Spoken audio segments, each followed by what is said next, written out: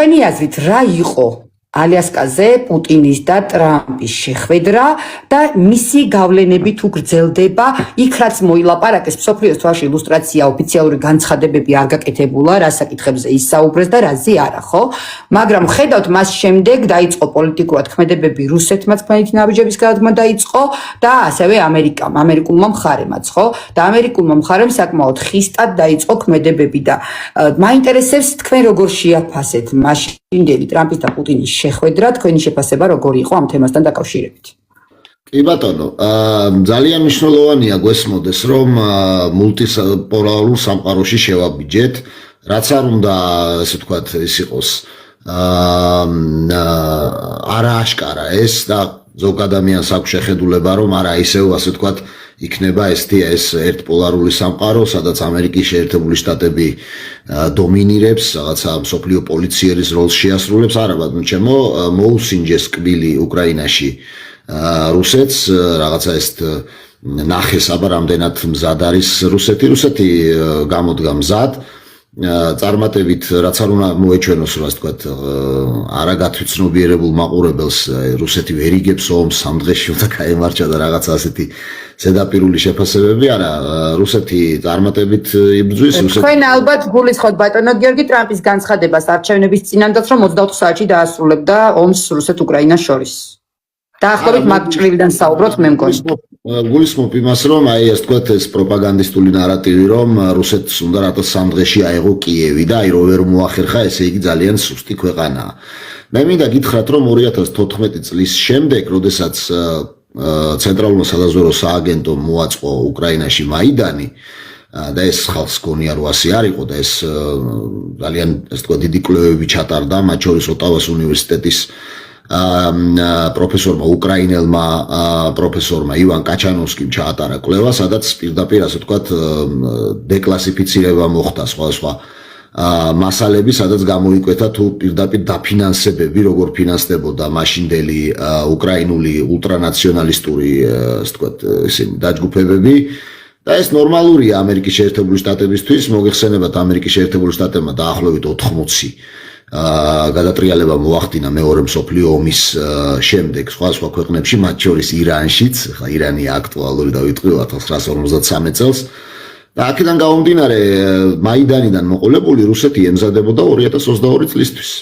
ემზადებოდა, მან ძალიან დიდი რეფორმები გაატარა ეკონომიკის სფეროში, იმისათვის რომ გაეძლო იმ სანქციებისთვის, რომელიც მან ნახა 2014 წელს. მოგეხსენებათ 2014 წელს, როდესაც მოახდინა ყირიმის ანექსია რუსეთმა, ძალიან სერიოზული პრობლემები შეუქმნეს, მინუსებში იყო ეკონომიკა რუსეთის და შემდეგ რეფორმები ჩატარდა საბანკო სექტორში, საფინანსო სექტორში რუსეთში, მათ შეძლეს ასე ვთქვათ ავტონომიურობა მოეპოვებინათ, აღარ იყვნენ დამოკიდებული არანაირად გავლენებზე და ახლა რაღაც 10,000-ობით სანქცია აკადებს რუსეთს და რუსეთის ეკონომიკა მაინც იზრდება. სწორედ აქედან გამომდინარე რომ არაფერი გამოვიდა რუსეთის წინააღმდეგ, დაიწყეს ტრამპმა, ასე ვთქვათ, არავის ეგონოს, რომ ტრამპი კეთილი ბიძია და რამე ესა. ეს ტრამპი არის სისტემის ნაწილი, რომელსაც მოახსენა ბატონ დონალდს მოახსენეს, რომ არაფერი არ გამოდის და უნდა შევცვალოთ ტაქტიკა, იმიტომ რომ ჩამოყალიბდა უკვე მულტიპოლარული სამყარო და რაღაცნაირად ასე ვთქვათ მოდი დავლაგდეთ და დალაგება იმაში გამოიხატებოდა, რაც ჩვენ ვიხილეთ ალიასკაზე, დალაგება ხა წითელ ხალიჩას უფენს ვისაც გამოცხადებულია საერთაშორისო რაღაცა ძებნა, ხო? დაჭერა უნდა და აქ სიმართლე გითხრათ, მაგ ამბებში ჩემთვის ერთადერთი მთავარი მარკერი ყველა განცხადება არც არაფერი გაკეთებულა, მაგრამ რომც გაკეთებულიყო, ყველაზე დიდი მარკერი მაგ პერიოდის ჩემთვის იყო ლავროვის SSR-ის მაისურით გამოჩენა. ჩავთვალე, რომ ძალიან დიდი პოლიტიკური განცხადება იყო მაგ მაისურით შეხვედრაზე გამოჩენა რა. განცხადება არ გაკეთდა, მაგრამ მაინც გაკეთდა. კი, რა თქმა უნდა. ბოდიშით რო ჩაგეჭერით. არა, როგორი კადრებად მნიშვნელოვანია ეგ კომპონენტი, ახლა ლავროვი ძალიან გამოცდილი დიპლომატია. ზოგადად სიტყვა დიპლომატიც უნდა ვიცოდეთ, რას ნიშნავს. ხალხმა არ იცის რა არის დიპლომატი და დიპლომატი ძალიან სერიოზული წიგნი არსებობს, ესეთი საერთაშორისო დიპლომატია ქვია და მთავარი რაც განხილულია ამ წიგნში არის სახელმწიფო ინტერესები, არის მორალზე მაღლა.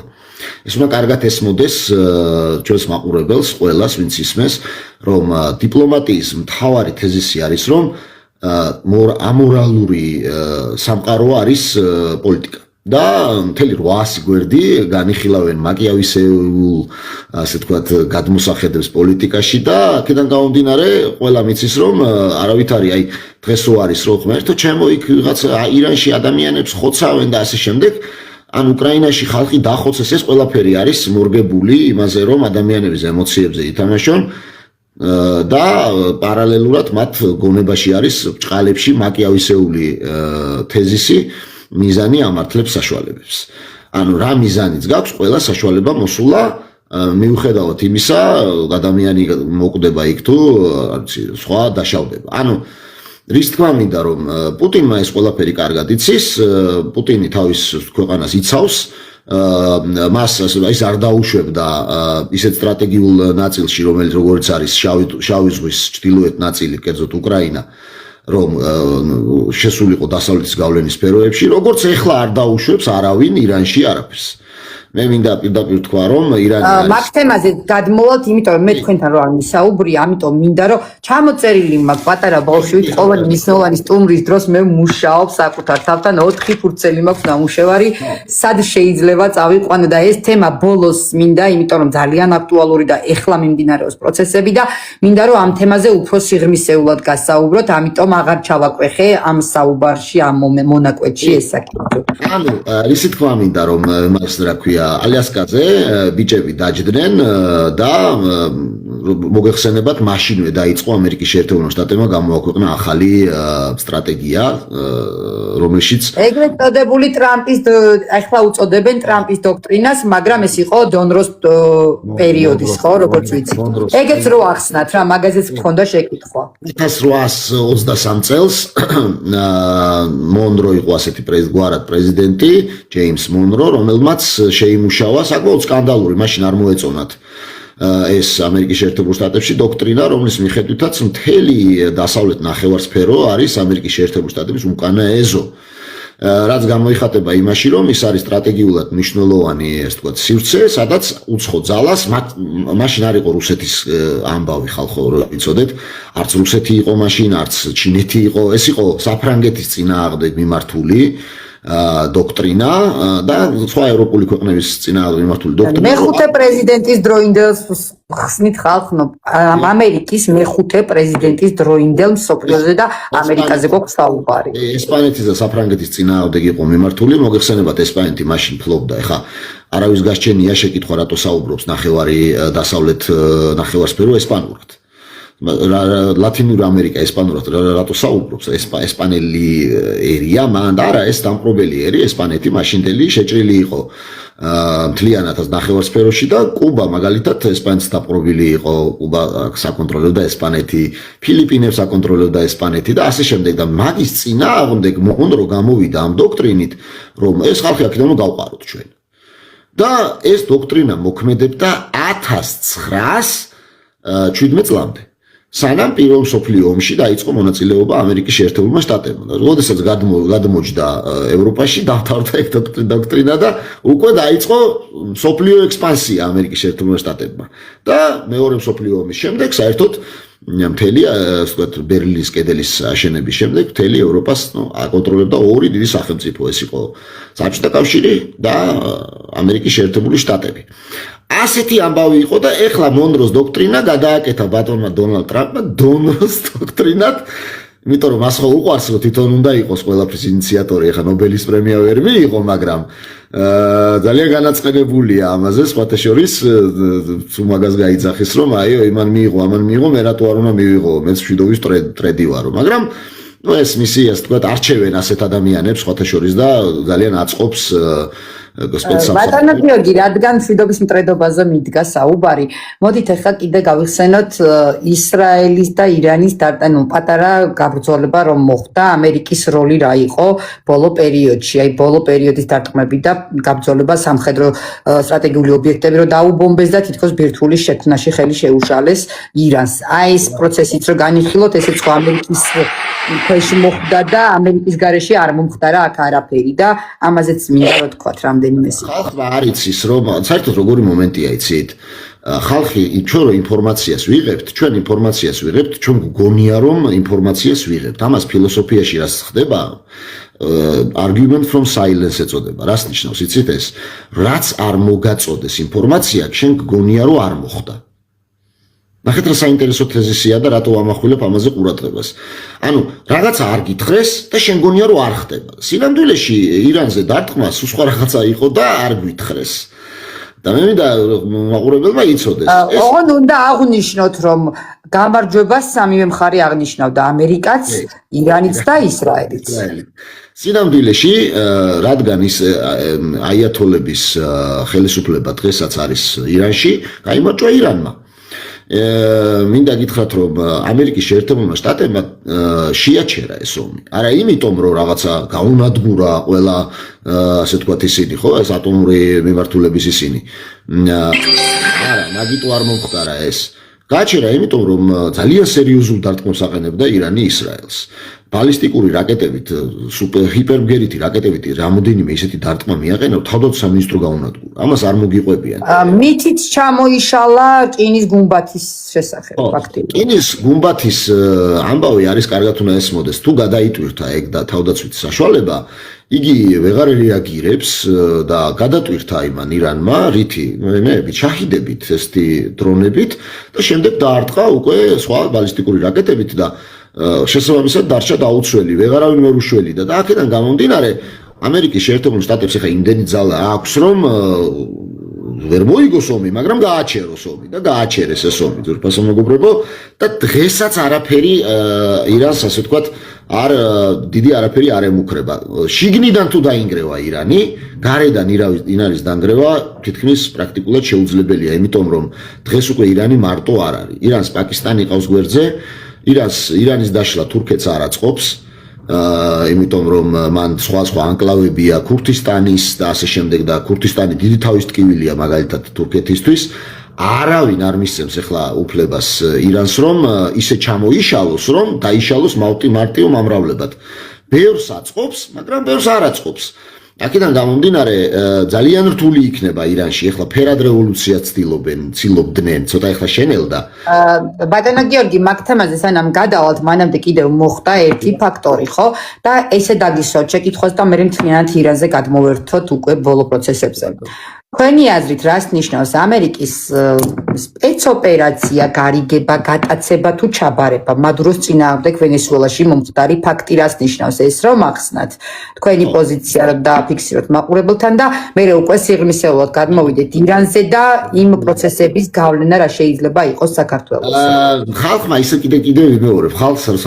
არ მიაწვდიან ინფორმაციას გონია რომ რაღაცა არ მოხდა მადუროს გატაცება პირველად კი არ ცადეს კაცო 2020 წელს ამერიკაში ვართ ამერიკის სპეცსამსახურები შევარდნენ იმაში ვენესუელაში და ჩაფლავდა ეგ ოპერაცია დაიჭირეს ამერიკელები და გაასამართლეს იმის რა ქვია ვენესუელაში გაასამართლეს თვითონ მეგობრებო და 240 მილიონი დოლარი დაიხარჯა იმ სპეცოპერაციაში და არ ვერ განხორციელდა ეს რო იცოდეს მაყურებელმა ეხლა რა მოხდა ეხლა მოხდა ის მეგობრებო რომ აბსოლუტურად მოისყიდეს მთელი ისა მან ახლა დიქტატურაა და კლანური მმართველობაა უგო ჩავესის შემდეგ სხვა შორის უგო ჩავესიც მოიპარეს ეს ხალხმა არ იცის უგო ჩავესი იყო ასეთი პრეზიდენტი რომელიც 2002 წელს ამერიკის შეერთებულ შტატებმა მოიპარა და მე ასე ვთქვათ დიდი ძალისხმევით სხვა იმეებით საერთაშორისო იმეებით კაცი გამოუშვეს და მაგის შემდეგ ეს უგო ჩავესი ასე ეძახიან ჩავესების კლანი მართავს მაგიმას და ნუ ნავთობზეა ხო საუბარი ხა ვენესუელა არის ყველაზე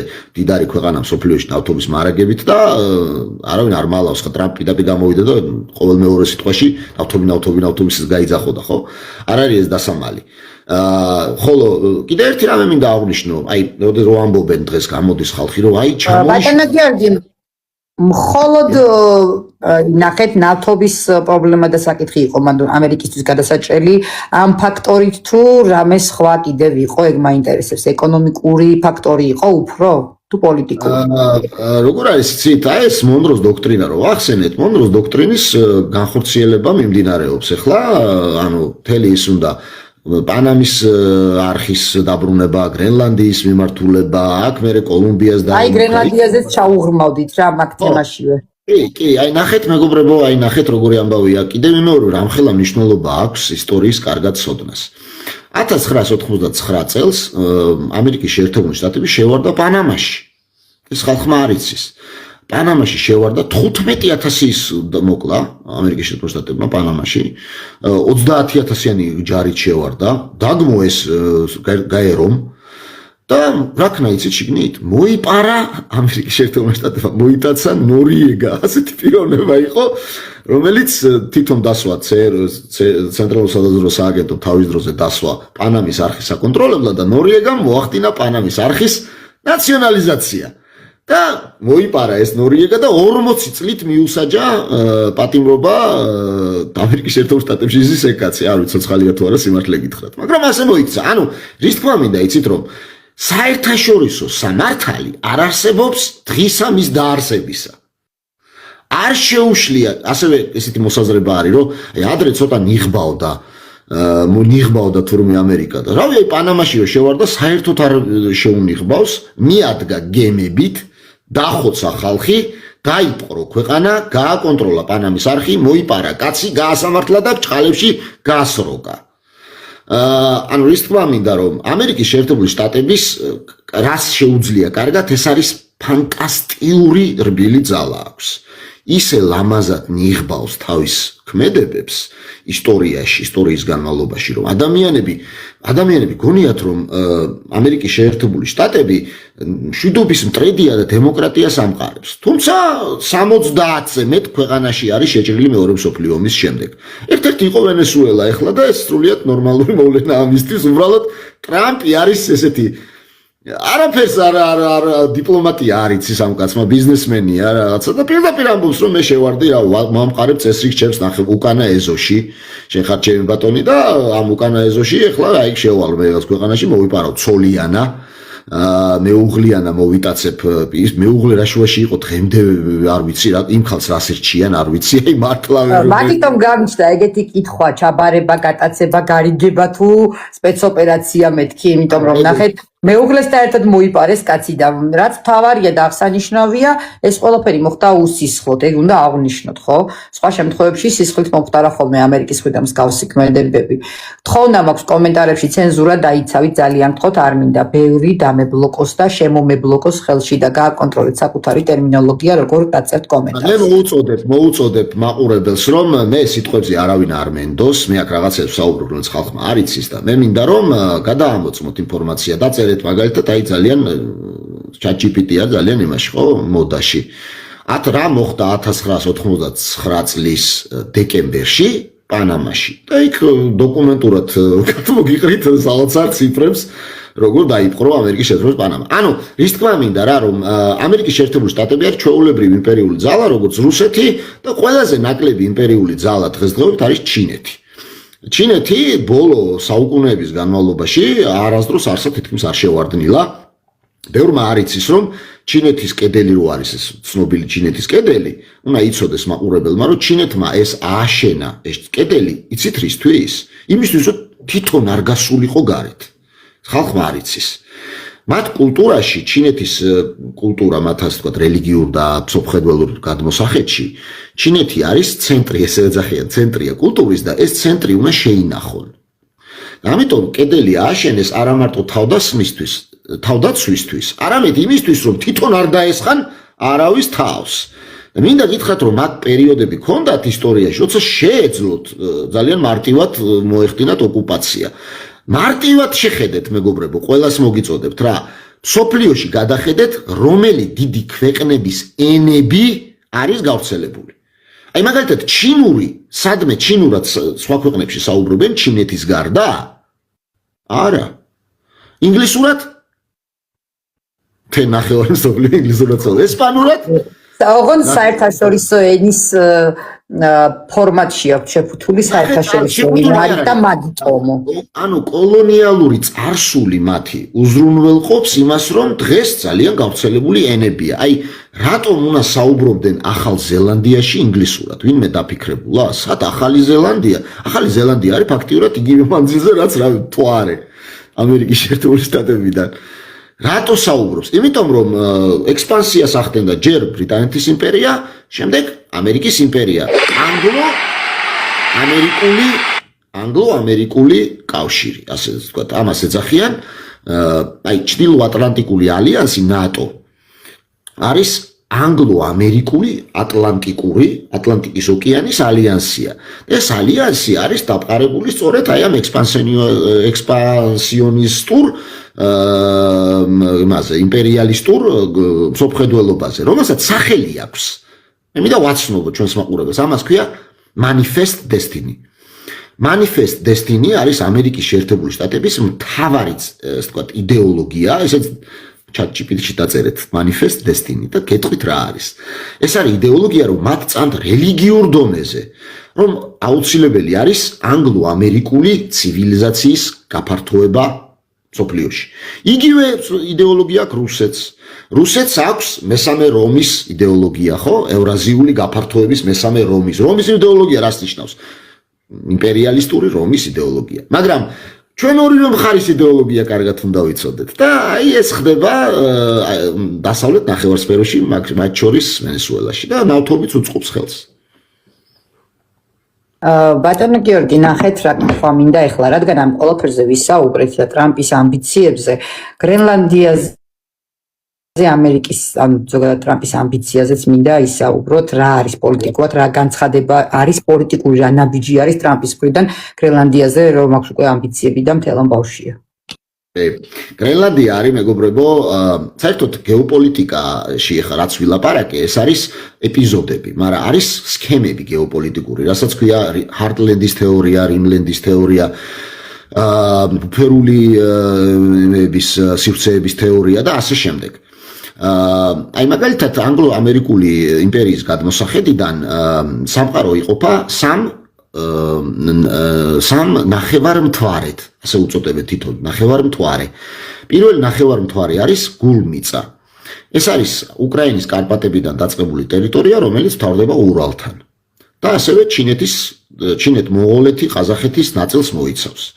ეს არის პირველი ნახევარმთვარე. მეორე ნახევარმთვარე არის საქართველო, ირანი, ევროპა, თქვათ, აი ევრაზიის ის ნაწილი, რომელიც ზღვებს, ოკეანეებს და ზღვებს ესაზღვრება.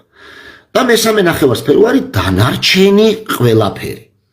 აი ამერიკელების და ბრიტანელების გადმოსახედიდან მთავარი დასაპყრობი ობიექტი არის გულმიწა. ეს არის უკრაინა, რუსეთ, ჩინეთ, აი ეს ასე ვთქვათ ტერიტორია. რატომ? იმიტომ რომ ჯერ ეგეთი ძალიან ძლიერი დასაპყრობია, ძალიან ძლიერი, იმიტომ რომ იგი ესაზღვრება ჩრდილოყინულოვან ოკეანეს და ცივა მანდ და მეორე იმიტომ რომ ძალიან დიდარი, აი განუზომელი რაოდენობის არც იციან სინამდვილეში რა სიმდიდრეზეა საუბარი და არქტიკაში, ეხლა გრენლანდიას რო დაუბრუნდეთ, არქტიკაში არის სწორედ უზარმაზარი რაოდენობის სიმდიდრეები.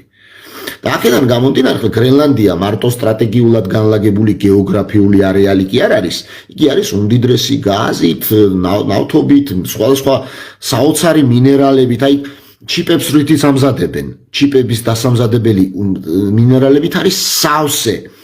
ეს ერთი მიზეზი, მეორე მიზეზი არის ის, ვფასო მეგობრებო, რომ არქტიკა დნება. მიმდინარეობს გლობალური დათბობა, სოციალს არავის ეგონოს, რომ ეს ადამიანის გამოწვეული გლობალური დათბობა, არა, ეს არის ბუნებრივი გლობალური დათბობის პროცესი, რომელიც ათხელებს იმეებს, რა ქვია, ყინულის საფარს და ყველაზე მოკლე გზები არის ზღვაზე გადაადგილების სწორედ არქტიკიდან. აქედან გამომდინარე მიმდინარეობს და დაიწყება აუცილებლად თუ გამწვავდება არქტიკისთვის ბრძოლა, მით უმეტეს მაშინ, როდესაც რუსეთმა ბოლო 30 წელიწადში 50 ბაზა ააშენა არქტიკაში. რუსეთმა ვიმეორებ 50 იმ ყინვაში თანაგენი ხა მოდიში ხა არახს დალევენ, კარგად არიან და არიან იმ სიცივეში, მშვენივრად იმაში არიან 50 ბაზა აქვს აშენებული. მეცაც გეტყვით, ჩინეთმაც ააშენა. და როდესაც ტრამპი ამბობს, რომ გრენლანდია გარშემორტყმულიაო ჩინური მეებით რა ქვია და დადიან აქეთი გემები, იგი სიმართლეს ამბობს. და თუ დრო ბატონო გიორგი, რადგან ამ გრენლანდიის თემაზე საუბრობთ, ერთ-ერთ სტრიმერს აქვს შეკითხვა შენთან და მინდა რომ ამგვიყვანო შენობიცე გადავედი და ბოდის გიხდი ძალიან უკავმი და თხოვნა მექნება თემების ირგვლივ კომპეტენტური შეკითხვა, ვისაც დაგებადებათ და ან რაღაცას ჩათვით რომ ბოლომდე ვერ ჩავშალეთ და ბოლომდე ვერ ჩავეძიეთ რაღაც საკითხს, შეგიძლიათ დაწეროთ კომენტარში და ამოგიყვანთ რამოდენიმე წუთით კითხვის დასმის საშუალება გექნებათ სტუმართან და ამომწურო პასუხსაც მოგასმენინებთ სტუმრისგან აუცილებლად. ცენზურა გაკონტროლდება მაქსიმალურად და კომენტარებშიც კი საკუთარ თავის კონტროლს გთხოვთ თითოეულ თქვენთაგანს. სტუმრის მისამართით არასწორად და ცუდად და უხეშად არაფერი დაწერილა, მაგრამ ერთმანეთსაც მიმართავთ, იმიტომ რომ ამ ქაოსში მე იქ უნდა ვადევნო თვალი თუ სტუმარს უსმინო გულისყურით და ამ დროს ჩაკითხვები უნდა გამიჩნდეს, ხო, მასთან და ბატონი ბადრი არის და მას უნდა გრენლანდიასთან დაკავშირებით ჩაგეკითხოთ და ბადრი ამოგიყვან ეხლავე, ძალიან გთხოვთ, ნუ გამხდით იძულებულს რომ დაგბლოკოთ ან დაგმუთოთ და გარედან მოგიწიოთ სტრიმის მოსმენა. როცა ესეც საინტერესო სტუმრები მყავს ხოლმე, ყოველთვის ამის თხოვნა ნუ მჭირდება. თქვენ თავად გაითვალისწინეთ საკუთარ თავში, როცა საინტერესოდ მიგაჩნიათ სტუმარი და უსმენთ გულისყურით, მაშინ ქაოსი ქრომოთ არ უნდა ჭიქაში ქარიშხალი ქომოდან არ უნდა დაატრიალოთ და ჩვენი ყურადღება არ უნდა გაფანტოთ, იმიტომ რომ ჩაკითხვა რომ შევძლო სტუმართან, მე უნდა ვუსმინო სტუმარს ბოლომდე. თუ ვერ ვუსმენ რაღაცები გამომრჩება, ხო? და ბადრი გამოგიგზავნე მოთხოვნა და ამოდი რომ თემას არ გავწდეთ და თემიდან აცდენა არ მოგვიწიოს. საღამო მშვიდობისა ბადრი, მოგესალმები კიდევ ერთხელ დღეს ჩვენ ვისაუბრებთ სტრიმებზე ვიყავ. გიორგი მოგესალმებით, მივესალმები შენ აუდიტორიას, მე რაც მოვისმინე აქამდე ბევრ ამაში კი თითქმის 100%-ით ვეთანხმები ბატონ გიორგის მოსაზრებას, მაგრამ გამიჩნდა გრენლანდიასთან ესეთი კითხვა. გასაგებია რომ ის არის უმდიდრესი თავისი წიაღისეულით და აბსოლუტურად არქტიკაზე კონტროლისთვისაც საჭიროა ტერიტორიული მდებარეობით, რა თქმა უნდა და ისიც ვიცით რომ რუსეთს ყავს ძალიან მაგარი, უყინული მჭრელი, რომელიც არქტიკაში დისედასეირნობს თითქოს აგერ ჩვენ რა ქვია საბურთალოს ქუჩაზე დავდიოდეთ რა მანქანით. ხო და ამასთან დაკავშირებით მე აი ტრამპის დაფიქრება და სიფრთხილე უფრო მიმაჩნია. სიფრთხილე როგორ, აი ის აწარმოებს ახლა ევროპაზე დარტყმებს, რა თქმა უნდა და ევროკავშირის დაშლას აპირებს. თქვენ ხომ არ ფიქრობთ, რომ ეს დანიასთან დაპირისპირება საწინდარი იქნება, წინაპირობა იქნება აუცილებლად ესე იგი რომ დაიშალოს ნატოს ბლოკი და დაიშალოს ევროკავშირი. აი ამაზე რას ფიქრობთ? ეს მაინტერესებს ზუსტად ამ მიმართულებით მაინტერესებდა კითხვის დასმა. რა თქმა უნდა მე ჩემი აზრი მაქვს, მაგრამ მე თქვენი აზრი რომ მაინტერესებს, იმიტომ გისვათ ამ კითხვას და კომპეტენტურ პასუხსაც ველი თქვენგან. ეს ერთი და მეორეჯერ რო არ მოვიდე მე, ამიტომ მინდა ირანთან თქვენ თემა გეკნებათ გაშლით. ბადრი, კითხვა დაასრულოს, დაელოდე პასუხს, ჩაკითხვაც თუ გეკნება, ჩაეკითხე და შემდგომი შეკითხვა მერე დასვი, იმიტომ რომ მაგ აგვერიოს რამე. არა, ჩაინიშნე და მე აღარ ამოვალ მეორეჯერ ირანთან დაკავშირებით. უბრალოდ მაინტერესებს რა გავლენე, რა ვიცით, მაგრამ მაინც ძალიან დიდ საფრთხეებს შეგვიქმნის აი ირანის წაქცევა და დაცემა და აი ამ საკითხის მოგვარება როგორ მიგაჩნიათ სწორად, ესე იგი ისევ თვითონ შიგნით რო დააგდეს ირანი თუ გარედან ჩარევები ხდება ახლა იქ ამერიკის მხრიდან, ისრაელის მხრიდან და თურქეთის დაინტერესებულია რუსეთი, ჩინეთი, ინდოეთი რომ ეს არ მოხდეს, პაკისტანიც რა თქმა უნდა და მე ვფიქრობ რომ ეს აი ახლა რაც შეერაღებას აწვდიან ირანს ეს ქვეყნები რომლებიც ჩამოთვალე, ხო? იქ უკვე თვითმფრინავები, სატვირთო თვითმფრინავები დაფრინავენ და ეს უფრო ცუდ ზეგავლენას ხო არ მოახდენს ამ პროცესებზე. ეს როცა ირანზე ისაუბრებთ მირჩევნია მაშინ გასცეთ პასუხი და ეხლა ამ წუთში გრენლანდიასთან დაკავშირებით რა როლს შეასრულებს ნატოს ბლოკისა და ევროკავშირის დაშლის პროცესში. მადლობა ყურადღებისათვის. ძალიან დიდი მადლობა, ორი ძალიან მნიშვნელოვანი და საინტერესო შეკითხვა მართლა და კომპეტენტური და მიხარია რომ აქ ვარ, იმიტომ რომ ძალიან გონიერ ადამიანებთან მოხვდი. ნატოს კავშირის დაშლა დაიწყო მაშინ, როდესაც უკრაინის ომის დაწყებამ რეალურად არ ჩამოშლა რუსეთისამ, ფაქტიურად დაანგრია ნატო. ნატო როდესაც ამერიკამ წააგო, ასე ვთქვათ, აი ეს ომი დავარქვათ სტრატეგიულ დონეზე. და მიხვდა ამას, ახალი სტრატეგია აქვს. აღმოსავლეთ ნახევარსფეროს ვაკონტროლებ, ესე იგი გამოვედი მე ევროპიდან. განვაახლე იზოლაციონისტური პოლიტიკა, რომელიც მქონდა 1917 წლამდე. და აქედან გამომდინარე, რა თქმა უნდა, მთელი ნახევარსფერო მოიცავს გრენლანდიასაც, და ეხლა დაარტყა ამერიკამ პირდაპირ დაარტყა ნატოს. ანუ ნატო დაიშალა. რეალურად ქაღალდზეა დარჩენილი ნატო, როგორც ალიანსი. და მეცაც გეტყვით, ეხლა ბევრი ევროპული ქვეყანა აირჩევს მხარეს. ნაწილი ეხლა რუსეთისკენ გადავა. აი მაგალითად ჩვენ ეხლა უკვე ხედავთ ჩვენ რომ საფრანგეთმა რამოდენიმე ნაბიჯი გადადგა რუსეთისკენ. იმიტომ რომ საფრანგეთი ხედავს რომ ეხლა რა გამოვიდა მარტო რჩება, ესე ვთქვათ, ამერიკა აღარ არსებობს, დამთავრდა ამერიკა იმის პარტნიორობა, ევროკავშირის აქვს ძალიან ცუდად საქმე, მეტი რო არ შეიძლება. ეხლა გამოვიდა მერცი და განაცხადა რომ ჩვენო სუბსიდირებას ვეღარ შევძლებთო იმეს ენერგეტიკული ობიექტი, ანუ წარმოებისო სუბსიდირებას ვეღარ შევძლებთო და გაიზრდებაო გაზზეო ესო, ანუ რეალურად ეს ნიშნავს რომ გერმანია საერთოდ ინგრევა. რას ნიშნავს, ნახეთ, საფრანგეთი და გერმანია მთავარი ცენტრალური კავშირი, რომელიც ესე ვთქვათ 1957 წელს ჩამოყალიბდა, პირველი ევროკავშირის ნიშნები 1957 წელს ჩამოყალიბდა გერმანია იმის გაერთიანებით.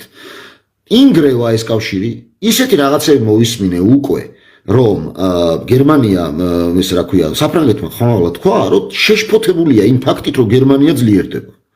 აი ასეთი განცხადება არ განხორციელებულა ნაპოლეონის იმის რა ქვია, მეორე მსოფლიო ომის შემდეგ არ განხორციელებულა ასეთი განცხადება. ანუ ის თქვა მინდა რომ ეს დიდი ალიანსები ახალი წესრიგის ჩამოყალიბების დროს, რაც არის მულტიპოლარული სამყარო, აღარ იარსებებს, დარჩება სამი დიდი ქვეყანა, გადავდივართ ახალ ცივ ომზე, თუ შეიძლება ასე ითქვას, სადაც სამხრეთის, ასე ვთქვათ, სამხრეთ ევრაზია ქვეყნები უკვე არის ინდოეთი და ის ჩინეთის ამბავი გახდება. ევროპა, კავკასია, ირანის აი ეს ჰარტლენდი, რასაც ვეძახით, მთლიანად გაკონტროლდება რუსეთის მიერ, ხოლო დასავლეთ ნახევარსფერო გაკონტროლდება ამერიკის შეერთებული შტატების მიერ.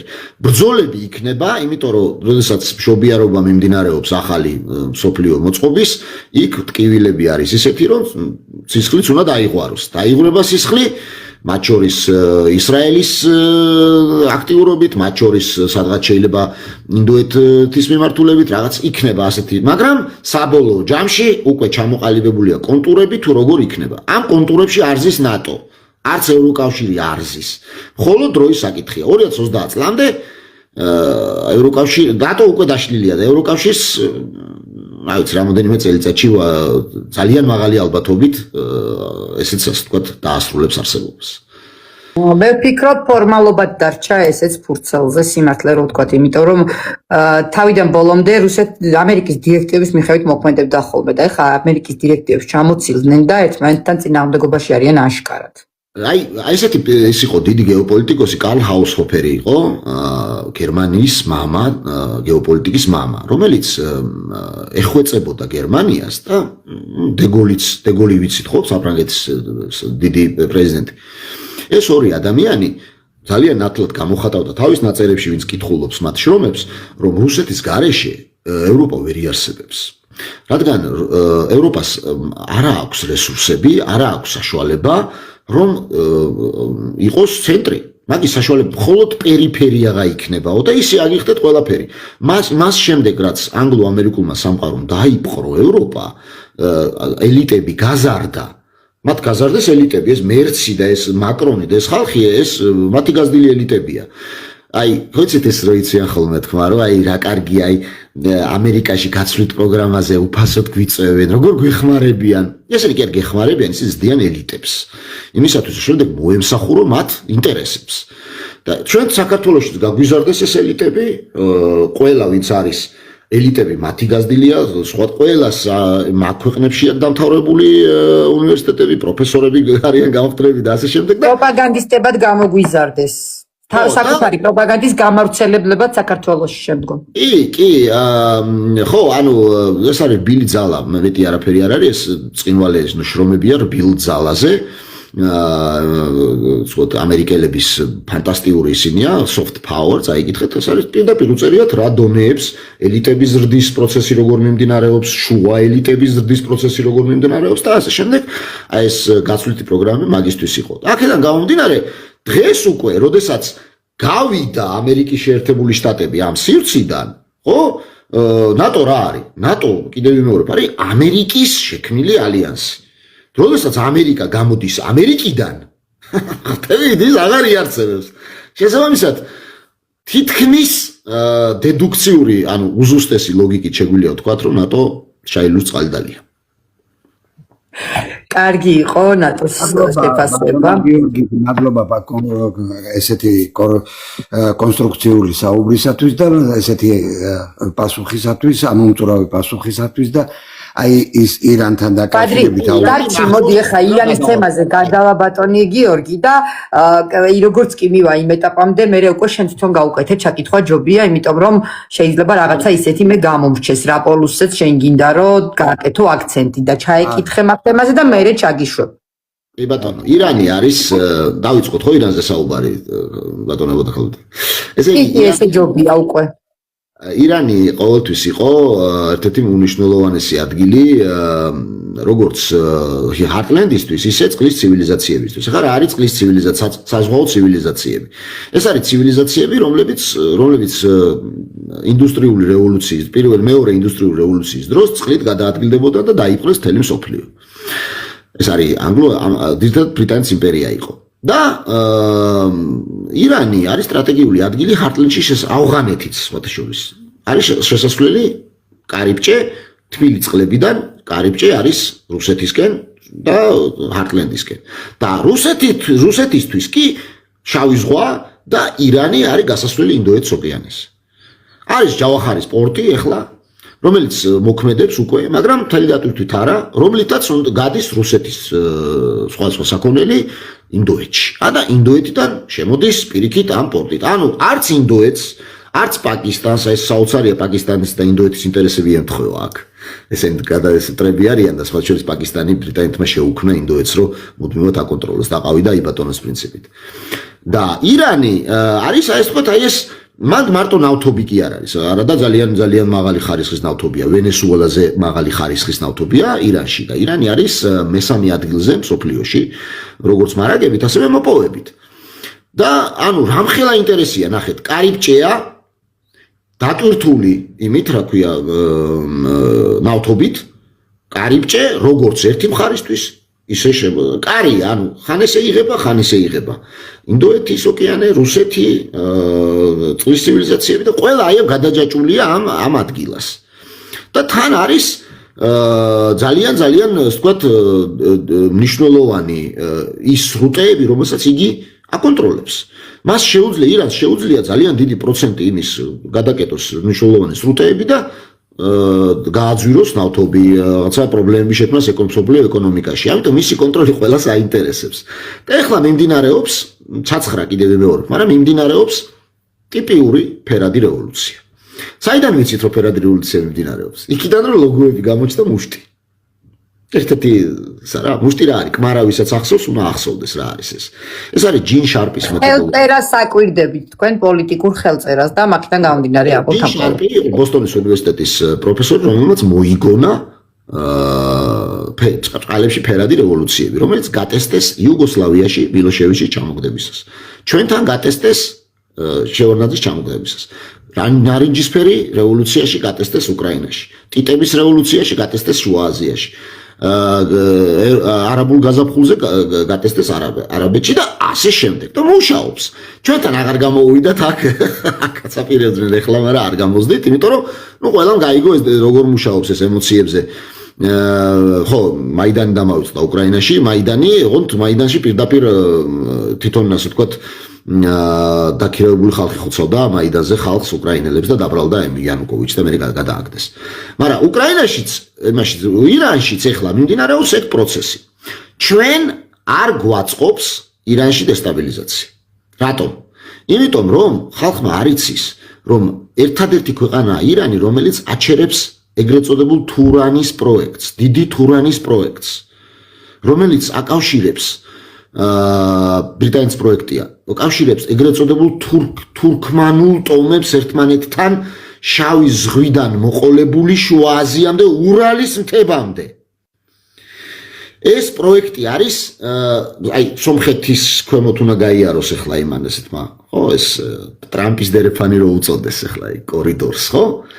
აი მაგაზე თქვა ირანმა, რომ აქ თუ რომელიმე იმას დავინახაო, რამე გავლისო დავბომბაო და ეგ კორიდორიო ამერიკელების და უცხო ტომელების, უცხოელების სასაფლაოდ იქცევაო. ანუ ირანი აჩერებს მაგ პროექტს. ბატონო გიორგი, მოდი კონკრეტიკაზე რომ გადავიდეთ, ჩვენ კავკასიაში რომელ ქვეყნებს აწყობს ირანის ამ შემთხვევაში გამარჯვება ან ირანის ხელისუფლების ჩამოშორება? აზერბაიჯანს აწყობს. აზერბაიჯანს აწყობს რატომ? იმიტომ რომ აზერბაიჯანი ჩვენ ხო, აი ზუსტად მიზეზებიც ჩაშალეთ რა. აზერბაიჯანს აწყობს, აზერბაიჯანი ამ წუთას არის სრულად თანამშრომლობს მოსადთან, ისრაელის სპეცსამსახურებთან. აზერბაიჯანში არის 20 სხვადასხვა დათვლებით 15-დან 30 მილიონამდე აზერბაიჯანელი ირანში. ეს არის ეთნიკური უმცირესობის სტატუსი აქვს და ავტონომია აქვს ირანში. ამ 30 მილიონ ადამიანი 20 იყოს. 20 მილიონ ადამიანს ეხუმრებით. ალიევის ოცნებაა, რომ როგორმე დაიშალოს ეს თქვათ ეს ისა გამოეყოს როგორმე ეს დიდი აზერბაიჯანი და ჯერ ესეთი პროექტია, რომ ჯერ დამოუკიდებელი უნდა იყოს ეს 20 მილიონიანი აზერბაიჯანი და შემდეგ ახლა მოძმე აზერბაიჯანელები დაალაგდებიან და ელიტები გადაინაწილებენ თურმე ირანის აი ამ ჩრდილოეთ ნაწილს. ხო წარმოგიდგენიათ? და კავკასიაში ახლა სომხეთს მაგალითად სომხეთს საერთოდ გამოვიდა სომხეთის იმასაც პრესასაც ვადევნებ თვალყურს და სერიოზული ლაპარაკებია რომ ახლა ეს რა ქვია არ გვაწყობს ჩვენ არეულობა ირანში. რატომ? იმიტომ რომ ტოლვილების ქვეშინია კაცო. იქიდან დაძრული ამ მასის, ამ უზარმაზარი მას და ჩვენ არ გეშინია ამ ტოლვილების, ისედაც დემოგრაფიული ის რო გვაქვს, რა ქვია, ზამთარი აღარ ქვია მაგას.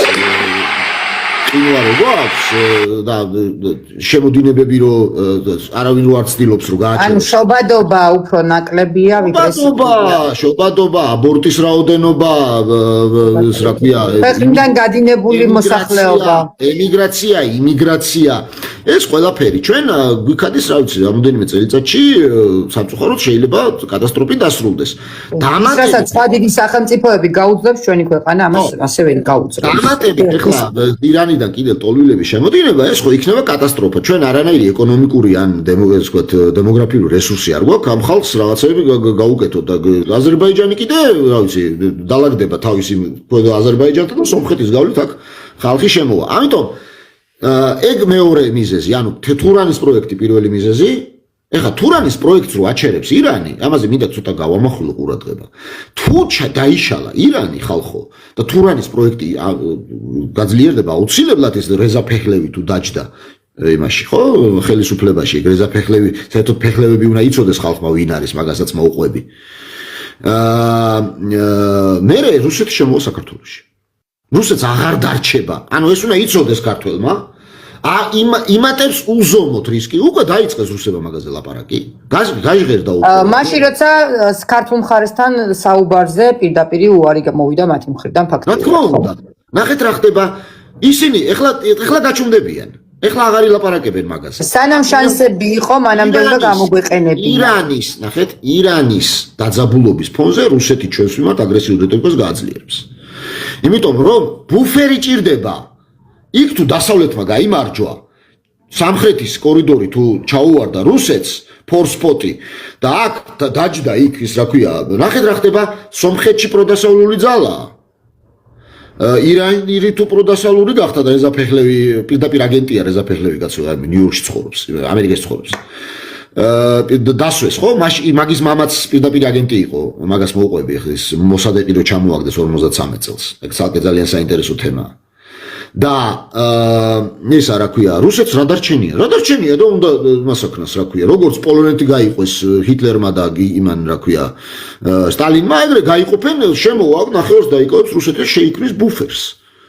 კავკასიამდე. აბა როგორ ფიქრობთ თქვენ, სომხეთი პროდასავლური და ირანი კავკასიას არ აურევს რუსეთს? საოცრად აურევს. აქ იქნება ორომტრიალი. ჩვენ სახელმწიფო დასრულდება მაშინ თუ რესაფელები მოვიდა ხელისუფლებაში. ვიღაცას გონია ამას რო ვამბობ, მე აიათოლების მხარეს ვარ, გაიგეთ, მეგობრებო. აიათოლები საერთოდ არ მაინტერესებს. ეგ ხალხი არის ფუნდამენტალისტი, ისინი მათი საქმეა, შიდა საქმეა, ეგ ჩვენი საქმე არ არის. მაგრამ ჩვენი საქმე ის არის, რომ თუ დესტაბილიზაცია იმ დონემდე მოხდა, რომ აზერბაიჯანმა 20 მილიონი შეიერთა ხალხი. აქ დასავლური ის წამოვიდა, რავი, როგორ აუფეთქეს ჩეჩნეთი. როდესაც დასავლეთი აქ ძლიერი იყო. ჩეჩენში რა ხდებოდა? ჩეჩნეთი აუფეთქა ბრიტანეთმა. ბრიტანეთმა აზერბაიჯანის გავლით, საქართველოს გავლით აუფეთქა და რამდენი გაასწორეს მიწასთან, როგორც რუსები, ისე ჩეჩნები. ისევ აუფეთქებენ. ვოლგისპირეთის აფეთქებაზეა საუბარი. ამიტომ საქართველოს ინტერესებში არ არის აიათოლების ჩამოყენება. არა იმიტომ, რომ აიათოლები მორალურად გამართული ის არის, რა ქვია, რეჟიმია ან რაღაცა მუსლიმური ჩარიათის კანონები არ მოქმედს. არა, იმიტომ, რომ უბრალოდ საქართველოს შეექმნება ეგზისტენციალური საფრთხე. იმიტომ, რომ რუსეთს შეექმნება ეგზისტენციალური საფრთხე და რუსეთის ეგზისტენციალური საფრთხე ნიშნავს საქართველოს ეგზისტენციალურ საფრთხეს, რომ შემოვარდება რუსეთი აქ. აი ასეთ სიტუაციაა. ეხლა ორივე სიტყვით მინდა ვთქვა, რომ ხალხი რო გიждდება რეზა ფეხლევიზე. 1900 პირველ წელს ბრიტანეთის იმპერიამ დაიპყრო სპარსეთი და მისი ნავთობი ირან, ესე ერქვა იმ კომპანიას, ირან, მოდიში, ანგლო-ირანული oil company, ანგლო-ირანული ნავთობის კომპანიით. 90% მიქონდა ბრიტანეთს ნავთობის, 10% უტოვებდა ირანს. და გამოქვეყნებულ დოკუმენტებში ვკითხულობ მე მკვლევარი ვარ და შესაბამისად დოკუმენტებთან ვურთიერთობ. ვკითხულობ, რომ 1951 წლამდე, 1900 პირველი წლიდან 1951 წლამდე ბუღალტერიაში წარახედებდნენ ირანელებს. აი, საბუღალტრო იმეებში არ ქონდა წნომა. ისე ბუდონოზე ქონდა დაპყრობილი ბრიტანეთს ესა. და მოვიდა სათავეში პრემიერ-მინისტრი მოსადეყი, გვარად. რომელმაც დემოკრატიულად მოვიდა. კარგად უნდა ესმოდეს ყველას. 1953 წლამდე სანამ ჩამოაგდებდნენ მოსადეყს, ირანი იყო დემოკრატიული ქვეყანა ხალხო. და დემოკრატია დაასრულა ამერიკამ. მანდ 1953 წელს. რითი დაასრულა, იცით? ამ მოსადეყმა მოახდინა ნავთობის ნაციონალიზაცია. რას ნიშნავს ეს? ეს ნიშნავს 51% მინდა მეო. 49 დაიტოვეთო, არ გაუყრია. ეს ისინი, უბრალოდ 51% ჩემ ხალხს ეკუთვნისო, ჩემ ტერიტორიაზეა. მაგ დროს დღეს მაგ კომპანიას ბრიტანულსაც ქვია British Petroleum, BP. გაგიგიათ ალბათ. BP-ზეა საუბარი. ამ BP-მ მიექვსია ასეთი სვეტსამსახური, ბრიტანეთის ცენტრალური დაზვერვის სამსახურია, მიექვსი ქვია, მი5 არსებობს და მიექვსი. და ცენტრალურ სადაზვერვო სააგენტომ მოისყიდეს, დაიწყეს გამოსვლები, მოისყიდეს ისინი ელიტა, იმისი ირანის და სამხედროებმა დააპატიმრეს პრემიერ-მინისტრი, ირანელმა სამხედროებმა და ჩამოაგდეს და ხელისუფლებაში მოიყვანეს შაჰი რეზა ფეხლევი, რომელსაც ხალხო, გადაუკვირდით ეხლა რასაც კეთვით, შეუქმნეს ამერიკელებმა და ებრაელებმა. ირანს შეუქმნეს სპეცსამსახურები. დაუტრენინგეს. ამ სპეცსამსახურს ერქვა სავაკი. სავაკი დაუტრენინგეს და დიქტატურა დაამყარებინეს. არჩევნები გააუქმეს. 26 წელი მართავდა რეზა ფეხლევი ირანს 1979 წლამდე. 1953 წლიდან 1979 წლამდე მართავდა ეს კლანი. უამრავი, ეხლა ხო არის რომ ხოცავენ იმეებსო. რა ქვია, გამოსვლებს პროტესტანტებს ხოცავენ. შავი პარასკევი დაგუგლეთ და ან ChatGPT-ს კითხეთ 77 წელს. გამოსვლები როგორ Წავ პარასკევთან მხოლოდ ფასდაკლებები ახსენდება ხალხს ამიტომ ახსენე.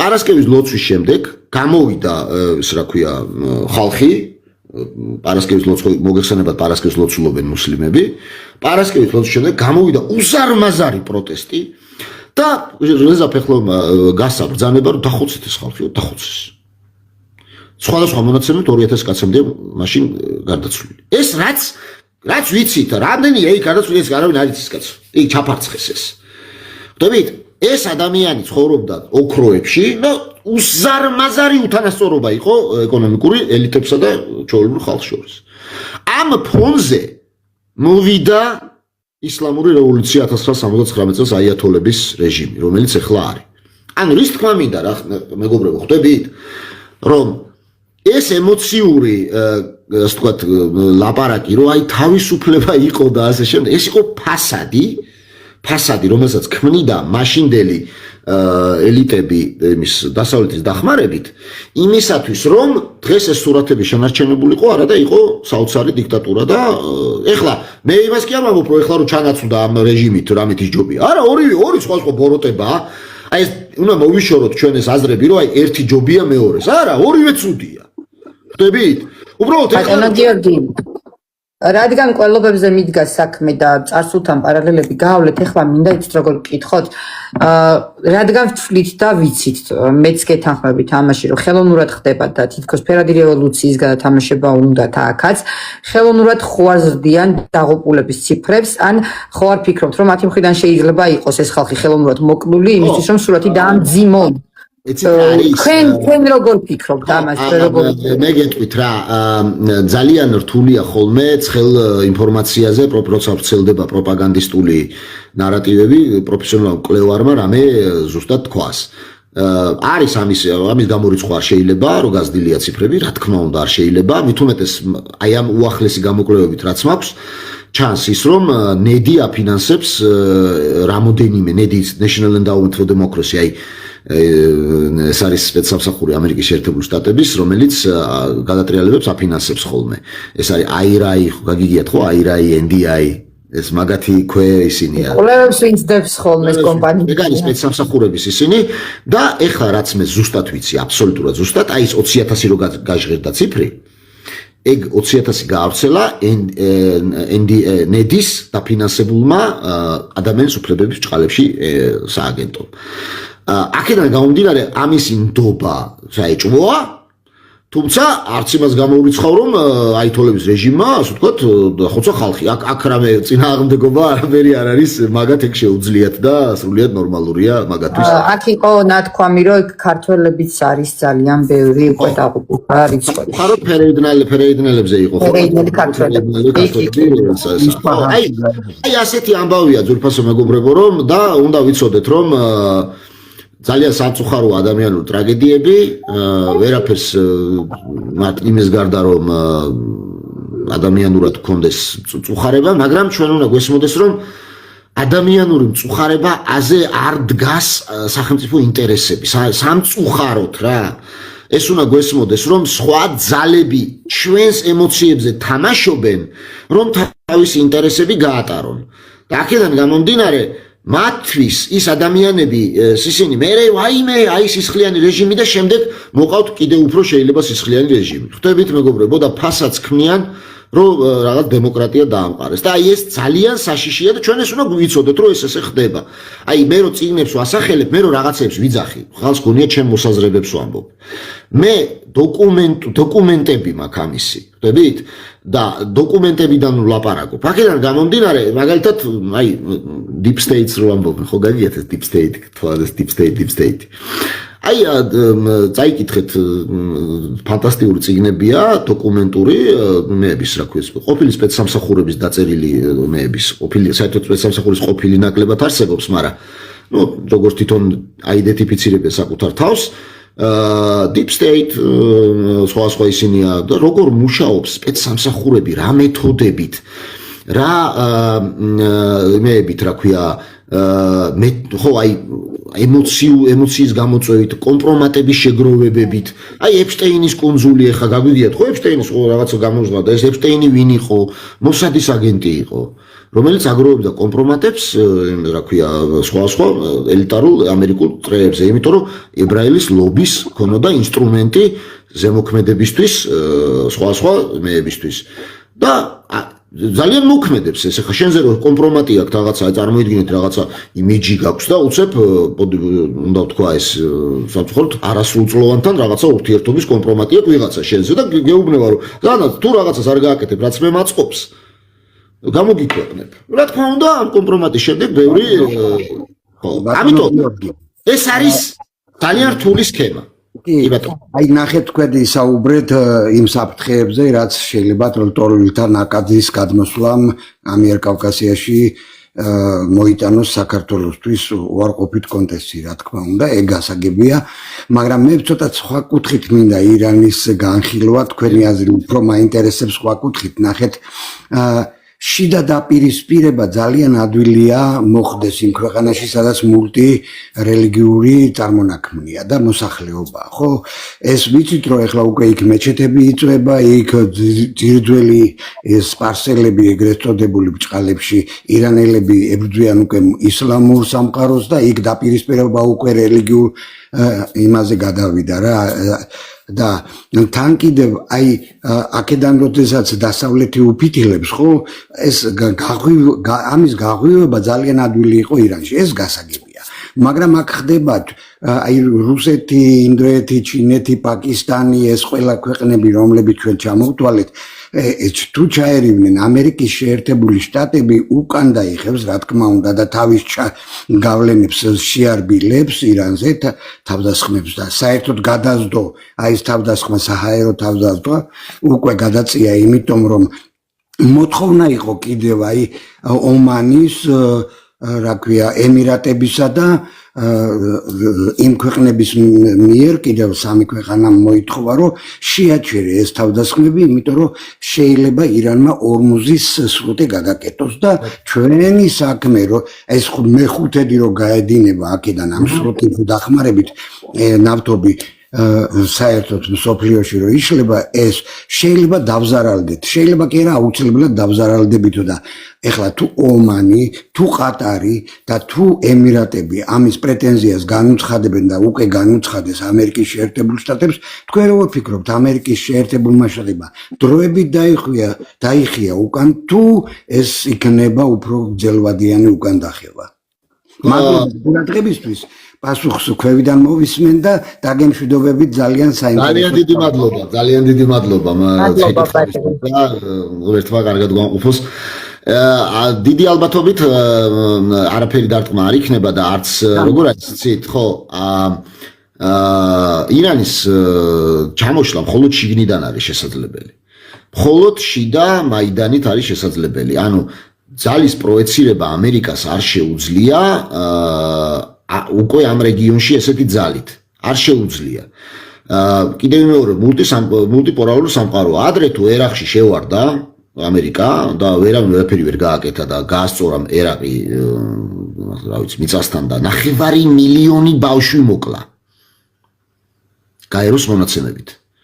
9 მილიონი. ერაყში რამოდენიმე ომი იყო ერაყში, ხო? 91 წელს და შემდეგ მეორე 2003-ში.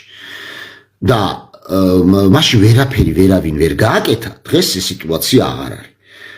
ირანი ჯერ დავიწყოთ იმით, რომ ირანი ერაყი არ არის და მეორეც ის, რომ კიდევ ვიმეორებ, მულტიპოლარული სამყაროა. აქეთ ამ ნახევარსფეროში ძალის პროექცირება უჭირს ამერიკის შეერთებულ შტატებს. შესაბამისად, მხოლოდ შიგნიდან, შიდა მუშაობით შესაძლებელი იყო და ამ ეტაპზე ჯერ კიდევ არის შემცირდა, მაგრამ არის ეს რა ქვია, აითოლების მოცილება და თავისი კაცის დასმა. თუ შიგნიდან ეს ვერ მოხდა, მაშინ გარედან ეს თქვა მყარ ელიტებს თუ სიმყარეა ელიტებში, გარედან ფაქტიურად შეუძლებელია. აქედან გამომდინარე, ნახეთ როგორ შეცვალა ტრამპმა უცებ რიტორიკა და თქვა, რომ აი სიკვდილით დასჯასო ეგენიო, აღარ აპირებენო იმ ბიჭისასო. რაღაც ჟღალი ბიჭი რო იყო, აუცელებდნენ პროპაგანდისტული არხები, ჟღალი ბიჭი, ლამაზი. ირანელი ლამაზი ბიჭი. დააკვირდით რა მეგობრო პროპაგანდა როგორ მუშაობს, ხო, ემოციაზე. ვაიმე ეს ბიჭი არ მოკლა და მთელი აქ ქართველობა ესე არ ვიცი, იმაზე არ უნერვიულია ხალხს, რა ვიცი. ჩვენ რაღაცებზე ხალბიძე გადაყვნენ. აი ესე მუშაობს ემოციებზე პროპაგანდა და ტრამპი გამოვიდა და აღარ მოკლავენ მაგ ბიჭსო და ესო კაი ნიუსიაო. აი მინდა გითხრათ რომ ერთ კაპიკად არ უღის ტრამპს ის ბიჭი არავის არ უღირს, არც პუტინს არ უღირს, არავინ არ უღირს. უბრალოდ მიაწოდეს ინფორმაცია, რომ შიგნით ვეღარა ვართ თლათ, ანუ გადაიდო გადატრიალება და რაღაცა უნდა ისეთი ვთქვათ, რომ აი ცოტა მობიერათაც იქცევია თურმე აითოლები და აი მოდი ეხლა დავინდოთ. აი ასე მუშაობს. ცოტა ხანი გადაიდო ფერადი რევოლუცია, შესაბამისად გარედან დარტყმებს. ამ ეტაპზე არ უნდა ველოდოთ, მაგრამ ეს ამით არ დამთავრდება. როგორც შარშან არ დამთავრდა 13 დღიანი ომის შემდეგ არაფერი, ისე არ დამთავრდება მომავალში. მაგრამ რაც უფრო მეტი დრო გავა, მით უფრო გართულდება ირანის შიგნიდან ან ზოგადად ირანის ჩამოშლა. მცდელობებს არ წყვეტენ ფაქტია. მცდელობებს არ შეწყვეტავენ, მომავალშიც იქნება, ეს მუდმივი პროცესია, მაგრამ წარმატების შანსები კლებულობს, რაც უფრო მულტიპოლარული სამყაროს დღის წესრიგი დგება. უფრო მეტი ამბავი ახლა იქნება გრენლანდიაზე.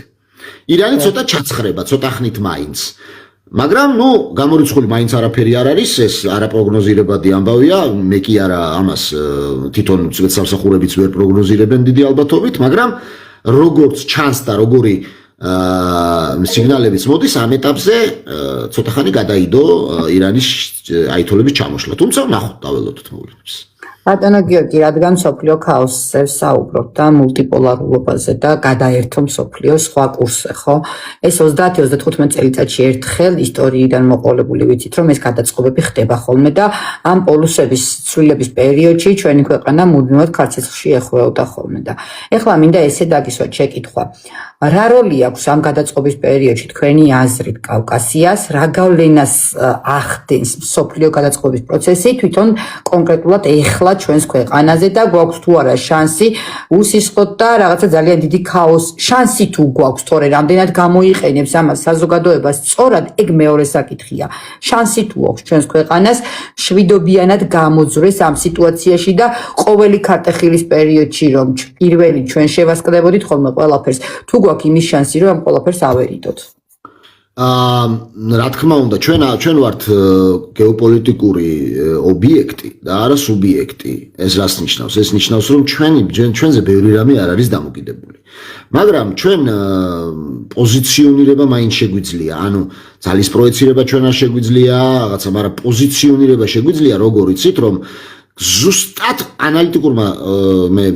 ანალიტიკოსებმა უნდა ზუსტად შეაფასონ გარშემო ძალის ცენტრების ინტერესები და ჩვენი პოზიციები არ უნდა წავიდეს არც ერთი ძალის ცენტრის კონკრეტულ სიტუაციაში წინააღმდეგ. არ უნდა წავიდეს. ნახეთ რას გულისხმობ, ხალხს აქ წარმოდგენა იდეოლოგიური შტამპები რო არის ლიბერალიზმი, კარგია, კონსერვატიზმი, ეს მუშაობს მარტო შიდა პოლიტიკაში. საგარეო პოლიტიკაში იდეოლოგიები არ მუშაობს, იდეოლოგიები მუშაობს მარტო აი რაღაც როგორ მოვაწყოთ სოციალიზმი ჯობია თუ სოციალისტური რაღაცები, ეგ მხოლოდ შიგნით. გარეთ მუშაობს რა იცი, აი მაგალითად რა ინტერესი აქვს ახლა რუსეთს საქართველოში. ისი არ მოვიქცეთ რომ რუსეთის ეგზისტენციალური ინტერესი არ შევლახოთ ჩვენ.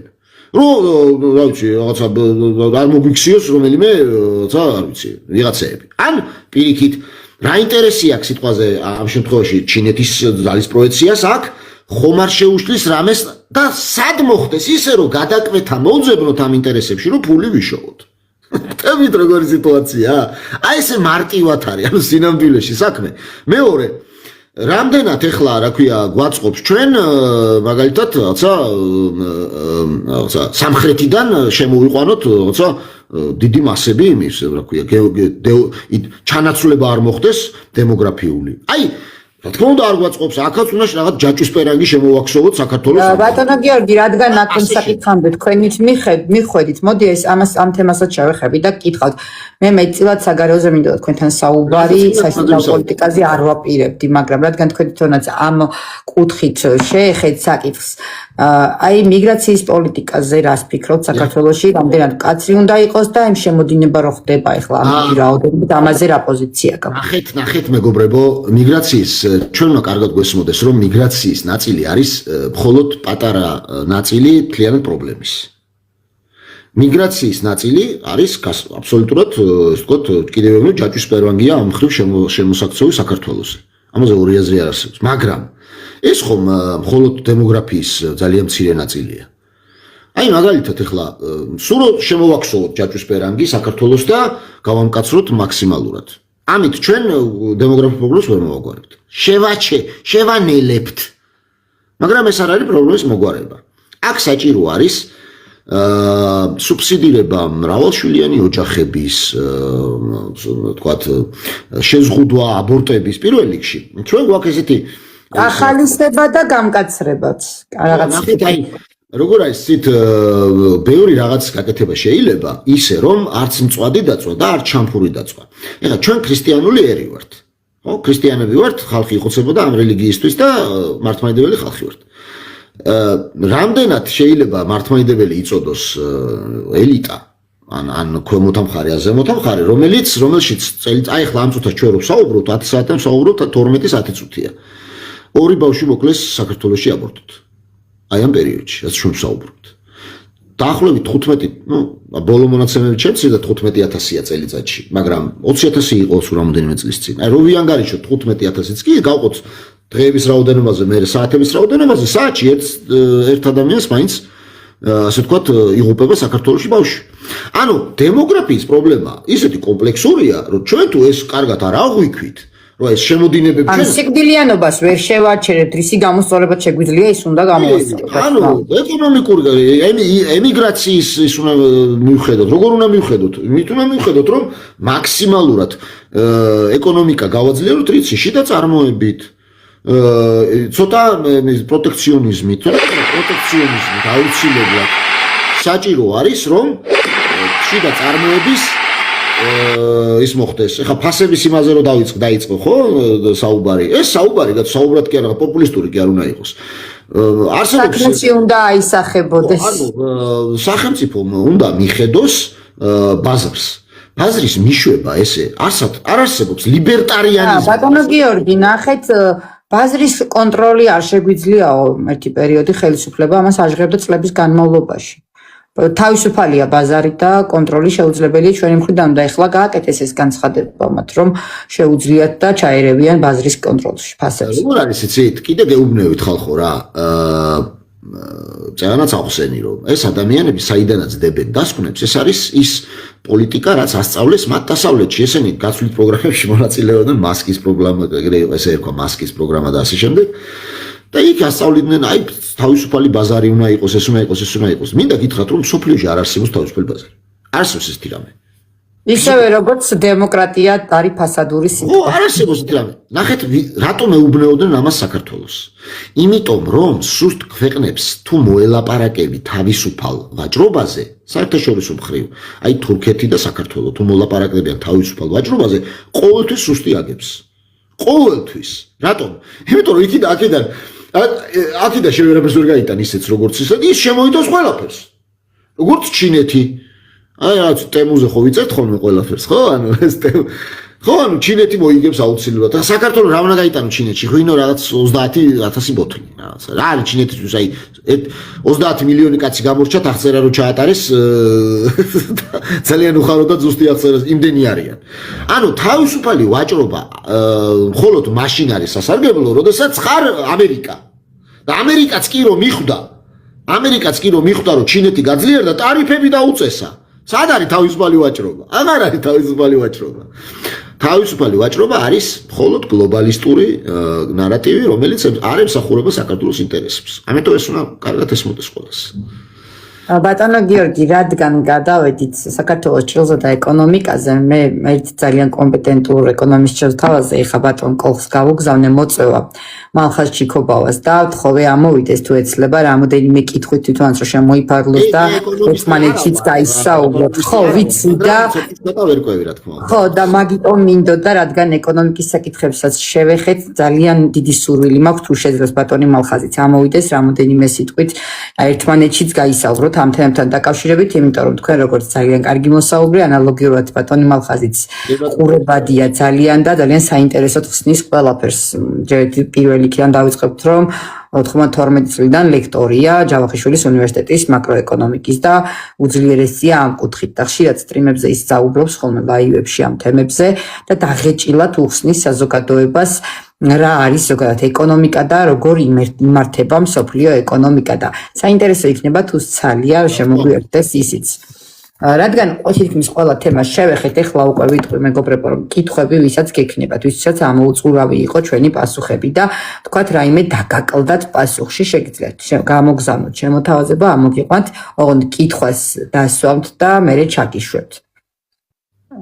წითელი აბების სტრიმს რას ნიშნავს ეგ იქნებ გამარკვევთ მე არ ვიცი რას გულისხმობს თქვენ წითელი აბების სტრიმები არ ვიცი რას წითელი აბი არის ჩემი არხია ტელეგრამზე ვერ მივხვდი მაგ ვისაც აინტერესებს ხო არა მე არ გეგმავთ მე ერთი რაც მინუსი მაქვს ძვირფასო მაყურებელო არის ის რომ მე ძალიან არა ვარ ასე ვთქვათ ინგლისურად ვიტყვი ინგლისურიმად ტექნო ფრენდლი არა ვარ ანუ ძალიან ტექნოლოგიებთან ვერ მეგობრობ ასე ვთქვათ სტრიმებთან და ასე შემდეგ და ვთქვი რატომაც არა მაგრამ